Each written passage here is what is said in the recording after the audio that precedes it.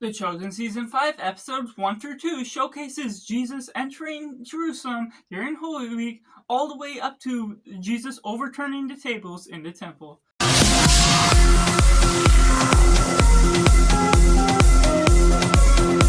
And welcome, Cinema, where we focus on a film. I'm Joss, this is Simply Cinema. I got to see The Chosen Season 5 Part 1, which is Episodes 1 and 2 in theaters, so let me know if you got to as well, or if you're watching this later, you got to see it on the streaming. This is covering Episodes 1 and 2 of the show.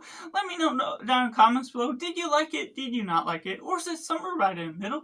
Or if you're waiting for this review to decide if you're going to see it or not, make sure to like this video if you enjoy it, subscribe if you haven't already, to join in the film culture community where we talk about the love of cinema as a whole and taking it right into the positive.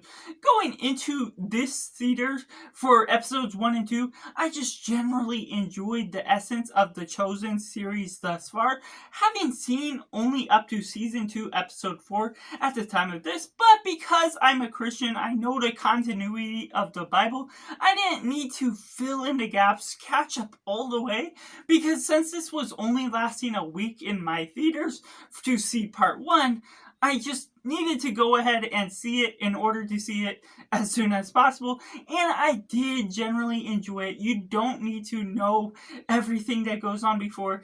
If you do know the scriptures, of course there's filler here and there that the Chosen series tends to expand upon, but there's the general point that the expanse of the series, the set designs are more expansive than you might expect. I generally enjoy the designs of what they do with Jerusalem, the temple, everything going on, the emotions that you get from Jonathan Romy as Jesus, and the casting continues to be great. Judas, Peter, Paul, Simon, everyone that works in as the disciples, as Mary, as the side followers, and also the gathering that Jesus brings on is something that makes sense. It feels scriptural to the essence of it. Now, it's not always consistent to the nature of all the filler content, but there's also some casual viewing watching when you get into it, and that's just what I enjoy out of this show, is getting to visualize what is going on, that while reading the Bible you can picture this sort of type of thing going on, but being brought into the screen gives it a cinematic experience that is very enjoyable, very essence to the nature of history and what the Bible is capturing to some of the fuller extent than we really have seen before in some other film adaptations. But what they get out of this is a longer episode adaptation of what we get out of it as a whole, and so you're getting all these filler moments that do work effectively to the essence of making it a longer part, and I do think it is rather good to the nature of all the acting, the cast, and just the essence of the setting as a whole makes it feel more believable, more immersive to that time period as a whole. To which I have to get into the mix elements, and I'll say this with the other seasons just as well. There's just some parts that are kind of mixed upon with all the filler. It can't feel like you can attack it for what it's doing.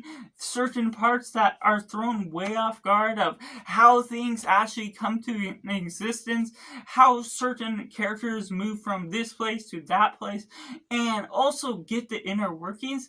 Now, while you can enjoy the Holy Week and everything that's working on with the tradition that's capturing, adding in all those filler moments, having a few parts here and there where it's just padded dialogue, can really take you back a little bit at certain times, because the essence of having to rethink your life in the essence of what the Bible is sharing with what it's being shown on screen.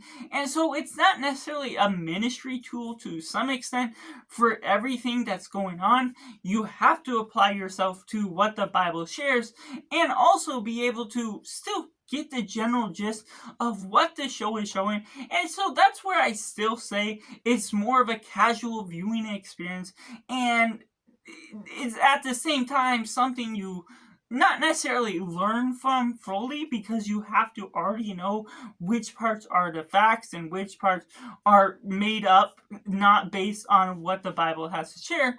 So unfortunately, it's a mixed bag in the nature of what this constant series delivers on, where there's just parts that aren't in the Bible, things that you can be fine with, depending on how much thrown off you are with it. And I'm kind of fine with it. I'm getting used to it, so I can't feel like I really will attack it for what it's ultimately going after. But at the same time, it can throw off the balance of what this show is really trying to portray. And I can't quite name the audience this is meant for, besides me generally knowing it, but at the same time, still being a little bit bothered by some of those parts here and there that can throw things off balance after all. So let me know down in the comments below what you thought of The Chosen Season 5 Part 1. Did you like it? Did you not like it? Or is it somewhere right in the middle? And let me know what you think of The Chosen as a whole thus far, keeping it spoiler free in case someone's not fully familiar. Let me know if you're going to see it now that I let you know, and make sure to like this video if you enjoy it. Subscribe if you haven't already to join in film culture community where we talk about the love of cinema as a whole. So that's just all, and make sure to do yourself a favor and go watch a movie.